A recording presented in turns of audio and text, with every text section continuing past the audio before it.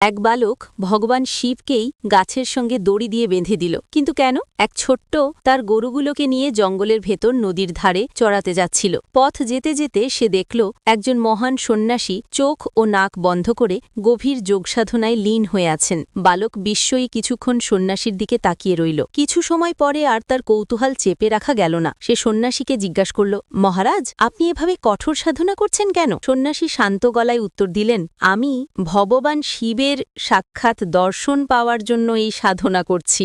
কথা বলে অল্পক্ষণ পরেই সন্ন্যাসী সেখান থেকে চলে গেলেন। সন্ন্যাসীর যাওয়ার পর বালকের মনে গভীর ইচ্ছে জাগল, যদি ভগবানের দর্শন পেতেই সাধনা করতে হয় তবে সেও আজ শিব ঠাকুরকে দেখবেই। সেই ভাবনা থেকেই সে সন্ন্যাসীর মতোই চোখ বন্ধ করল এবং নাক শক্ত করে চেপে ধরল। এমনভাবে শ্বাস বন্ধ করল যে তার প্রাণ বেরিয়ে যাওয়ার উপক্রম হল। ঠিক সেই সময় দূরে কৈলাস পর্বতে ভগবান শিবের আসন দুলে উঠল। মহাদেব ধ্যানে অনুভব করলেন এক নিষ্পাপ বালক তাঁর দর্শনের আশায় প্রাণপাত করছে।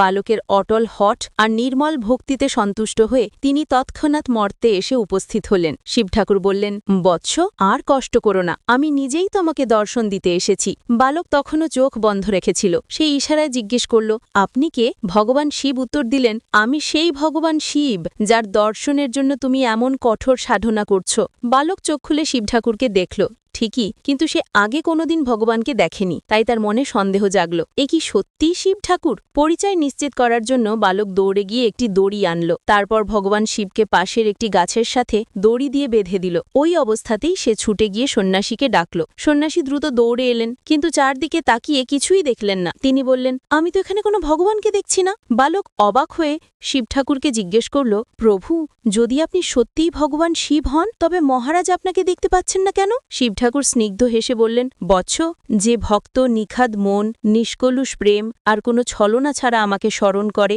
আমি তাকে অবশ্যই দর্শন দিই। তুমি শিশুসুলভ সত্য ভক্তি আর অটল বিশ্বাসে আমাকে দেখেছ, নিজের প্রাণেরও তোয়াক্কা করনি, তাই আমাকে কৈলাস থেকে মর্তে এসে তোমাকে দর্শন দিতে হলো। কিন্তু এই সন্ন্যাসী এখনও সম্পূর্ণ শুদ্ধ চিত্তে সাধনা করছেন না। প্রতিদিন ক্রিয়া করেন ঠিকই, কিন্তু তার মন এখনও ভ্রম, অহং আর স্বার্থে আবদ্ধ।